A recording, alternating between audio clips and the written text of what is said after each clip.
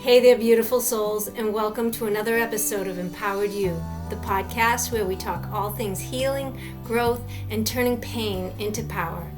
I'm your host, Jill Ripley, and it's my intention to use my own personal experience to help you or someone you love open to the idea of letting go of past pain and using it as a springboard for personal growth.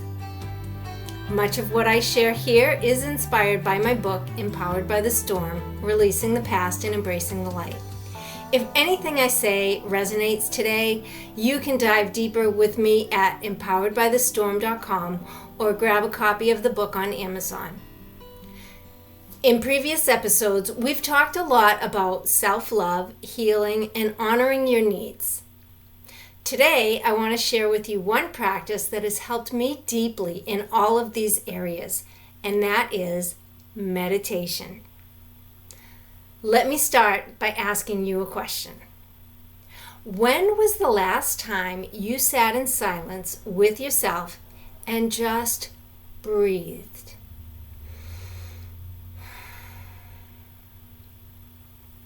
Not scrolling, not planning dinner, not rehashing yesterday or bracing for tomorrow. Just sat down and allowed yourself to just be. That's what we're exploring today.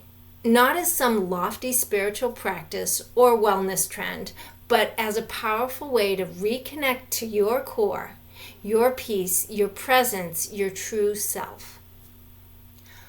Who and what you were before the circumstances of your life had their impact on you. Because here's the truth.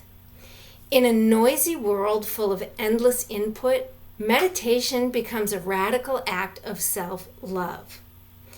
It's a way of saying, my mind doesn't run me. My thoughts can't define me. I can choose peace right here and right now. And man, is that powerful. And just to clear something up, meditation isn't about emptying your mind or levitating in a candlelit cave. It's about awareness, presence, creating space between your thoughts and your identity. As Dr. Joe Dispenza puts it, the moment you become aware that you're not your thoughts, that's when real change begins. There's plenty of science to back it up.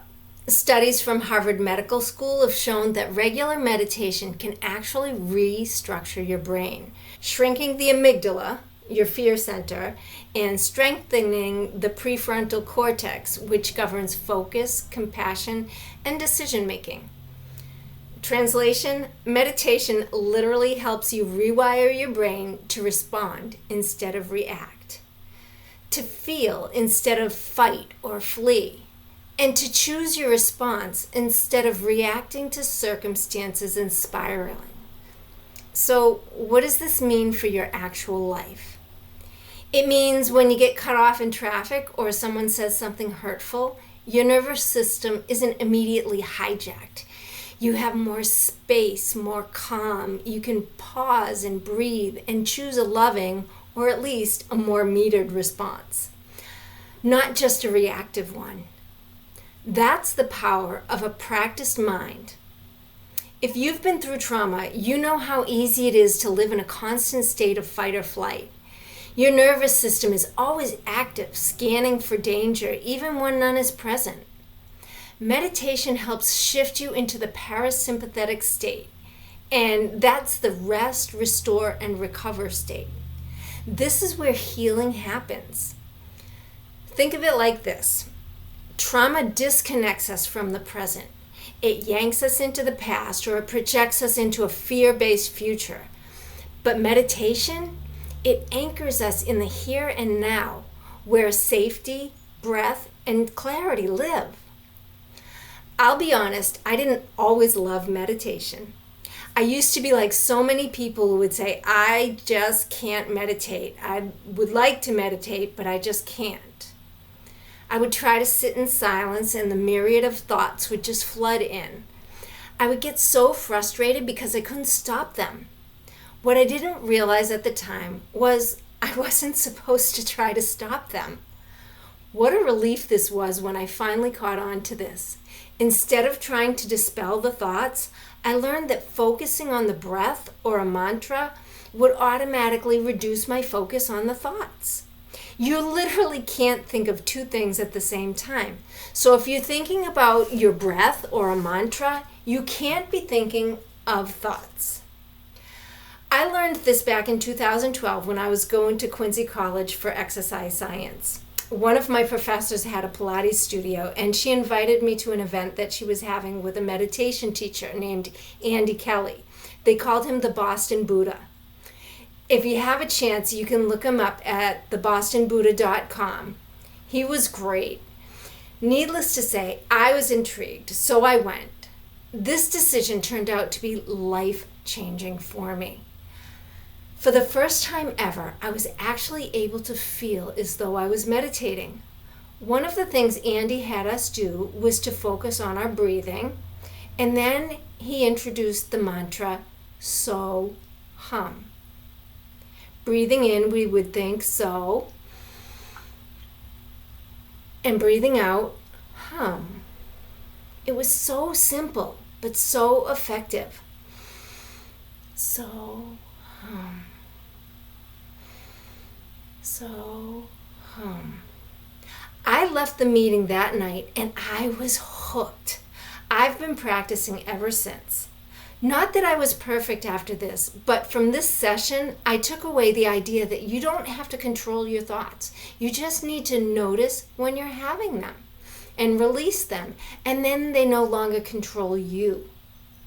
Now, the thing is that your mind is so used to thinking thoughts that it will only allow you to focus on the breath or mantra for a short time in the beginning. But with practice, the time and the space between thoughts becomes greater. So the key here is just to notice when you have let the focus on the breath or mantra go, realizing you're in active thought process and let go of the thought by refocusing on your breath or mantra. No judgment, just re-engage with the breath. When you realize that the thoughts are creeping back in, it's totally normal. You can be totally okay with it. The more you stick with it, the more you will start to feel your own true self. Beneath the noise, beneath the guilt, beneath the shame, there's stillness, peace, and eventually power. There was a time in my healing journey when everything felt loud. My grief, my regrets, the should-haves, what-ifs. Meditation helped me to start to witness those thoughts instead of becoming them. I didn't have to believe everything my mind said. That's liberation. If you've ever said, I can't meditate, my mind won't shut up, trust me, that means you're doing it right. Meditation isn't about stopping thoughts. It's about observing them. Some people also say, I just don't have time. I get it. Life is busy. But here's the truth. If you have time to scroll on social media, you have time to meditate.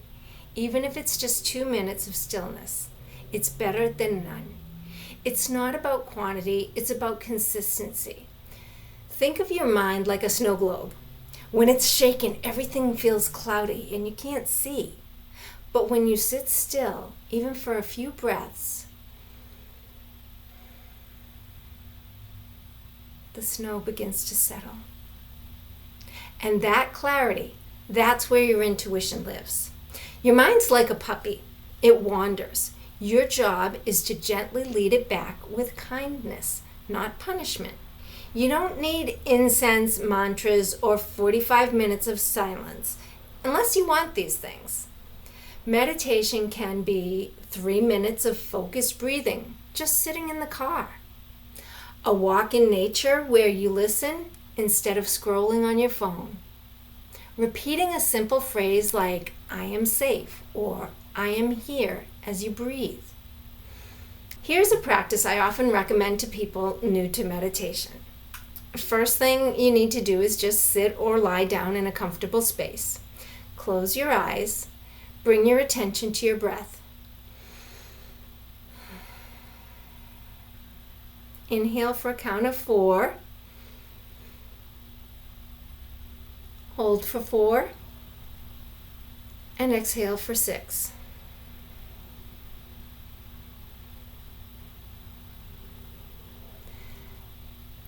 And just rinse and repeat. As thoughts come in, label them, thinking, and then return to your breath. Do this for 3 to 5 minutes. That's it. The magic isn't in doing it perfectly. The magic is in showing up. Meditation isn't about escaping life. It's about fully arriving in it. It's not about becoming someone else. It's about remembering who you are already beneath the pain, the programming, and the noise. And here's what I want to leave you with. You are not your past. You are not your thoughts. You are not broken. You are a powerful, loving, conscious being. And meditation is one way to come home to that truth again and again. If this episode stirred something in you, I'd love to hear about it. You can message me at empoweredbythestorm.com or find me on Instagram at empoweredbythestorm. And hey, if you haven't subscribed yet, now's the time. We're just getting started. Until next time, stay grounded, stay open, stay loving, and stay empowered.